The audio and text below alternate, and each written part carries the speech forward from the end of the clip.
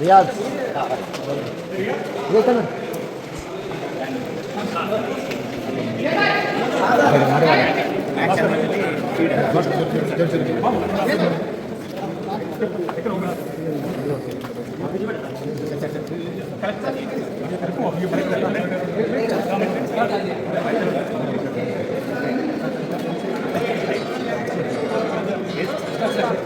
Start आ रहे हैं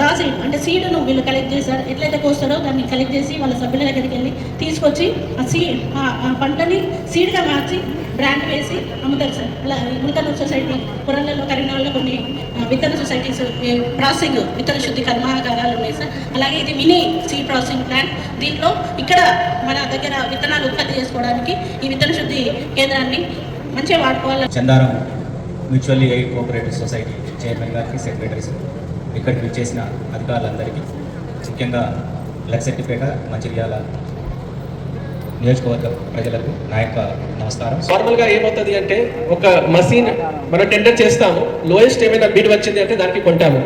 suppose 10 lakhsకి ఒక మసీన్ కొంటాము, నెక్స్ట్ ఇయర్ మళ్ళీ ఖరాబ్ అయితే వాళ్ళు ఎస్పేర్ పార్ట్ ఇంకా 8 to 9 lakhs అట్లా చేసేసి నేను చాలా అంటే government medical college and hospital సంబంధించిన చాలా ఎక్విప్మెంట్, పాత ఎక్విప్మెంట్ డిస్కార్డ్ చేసేసి సేమ్ అమౌంట్లో కొత్త ఎక్విప్మెంట్ దొరుకుతుంది. అట్లా రీజన్స్ ఎందుకు ఉన్నాయి అంటే ఒకసారి మనం ఎక్విప్మెంట్ పర్చేజ్ చేస్తే దానికి సరిగా మెయింటెనెన్స్ కాంట్రాక్ట్ లేకపోతే ఆర్ వాళ్ళు మా కంట్రోల్లో ఉండకపోతే స్పేర్ పార్ట్ మెయింటెనెన్స్ చాలా ఎక్కువ పడుతుంది. ఇనీషియల్గా తక్కువ కాస్ట్ వస్తుంది, తర్వాత ఎక్కువ కాస్ట్ వస్తుంది.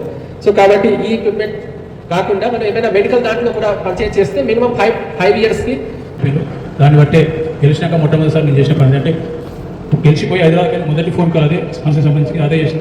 దాని ప్రకారం అప్పటి నుంచి ఇప్పటి వరకు కూడా విత్తనాలు ఏవైతే వడ్లు కానీ మిగతా మొక్కలు కానీ ఏ పంట పడినా కూడా రైతులకు నష్టం జరగకుండా చేసే కార్యక్రమం పూర్తి నిబద్ధతతో చేస్తున్నాం. కాకపోతే ఈ ఒక్క సంవత్సరం మాత్రం కొంచెం ఒత్తిడి ఒకటి, ప్రభుత్వం కొంచెం ఆలస్యంగా, అసలు వడ్లు కంటే ఆలోచించే కానీ ఎక్కువ ప్రభుత్వం ఆలోచన కానీ ఎక్కువ అధికారులు కానీ వ్యవసాయ అధికారులు కానీ ఎవరి అంచనాకు అందని విధంగా పట్టవచ్చు. అంచనాకు అందని వరకు మన కాన్స్టిట్యూన్సీలో 70 నుంచి 80,000 టన్నులు వచ్చేది ఈసారి 99,00,000 టన్నుల వడ్లు వచ్చినాయి. మొక్కలు ఇబ్బంది, మొక్కలు అనుకుంటే అంతకుముందు 10,000 లోపల 22,000 టన్నులు వచ్చినట్టు 22,000 టన్నులు మొక్కలు ఈ నియోజకవర్గం వచ్చాయి. ఈ రెండింటితోటి రాష్ట్రంలో ఒత్తిడితోటి ఇబ్బంది అయ్యి కొంచెం రైతులకు తప్పకుండా ఇది జరిగింది. కొంచెం నష్టం కూడా జరగచ్చు. నష్టం అంటే గడిచిన వాళ్ళకి నష్టం కాదు. ఈ అవకాశాన్ని చూసుకొని కొందరు లారీలు కావచ్చు, కొందరు అమారులు కావచ్చు, లేకపోతే ఇంకా రైస్ మిల్లులు కావచ్చు, అందరూ కలిసి రైతులు ఎక్కడో అక్కడ ఇంత కొంత నష్టం జరిగింది. కాకపోతే ఒక తృప్తి ఉందంటే ఎంత కొంత 2% కొంత నష్టం జరిగినా కూడా రైతులకు 100% ఇంతకు కరెక్ట్గా చెప్పినట్టు 98% పంట మొత్తం 100% 7 రకాల తీసుకుని సార్. అవి వేయండి, ఈ వడ్లు కొంటారు, మనసు వస్తుంది, ఇబ్బంది లేదు. వడ్లు కొంటారు ఎండాకాలం మాత్రం ఖచ్చితంగా ఈ రాష్ట్రంలో కానీ దేశంలో కానీ పప్పు తీసిన కొత్త విపరీతంగా కందులు కానివ్వండి, పెసలు కానివ్వండి, మినుములు కానివ్వండి, ఓడుకుంటే నువ్వులైనా మంచిది, పొద్దున్న చెప్తున్నా మంచిది. దాంట్లో ఏదైనా మంచి వేస్తే ధర మంచిగా వస్తుంది, మీకు కష్టం తక్కువ ఉంటుంది, పంటలు ఎక్కువ వస్తాయి. దీని తర్వాత మీరు రెండో పంట తొందరగా చేస్తే మూడో పంట కూడా కూరగాయలు చేసుకునే అవకాశం ఉంటుంది. 3 పంటలు నీళ్ళు ఇస్తే నేను సిద్ధంగా ఉన్నా. మీకు రైతులకు కోరుకోండి, 3 పంటలు వ్యవసాయం చేసుకుంటే నీళ్ళు ఇస్తే సిద్ధంగా ఉన్నా. నీళ్ళు ఈసారి రెడీ 3 పంటలకు ఇస్తే కావచ్చు.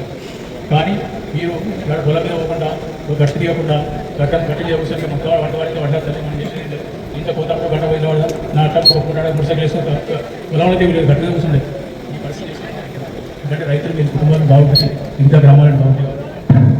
ఇవన్నీ కొంచెం కష్టంగా చేయడానికి చాలా చెప్పండి. ఇంత అందరూ చెప్పి నేను చెప్పాల్సిన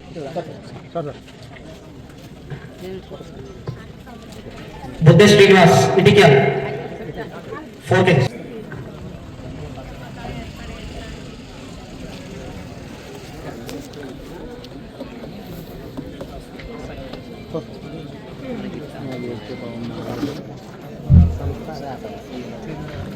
బుద్ధ శ్రీనివాస్ ఇటిక్యాల్, మీస చంద్రయ్య వెంకట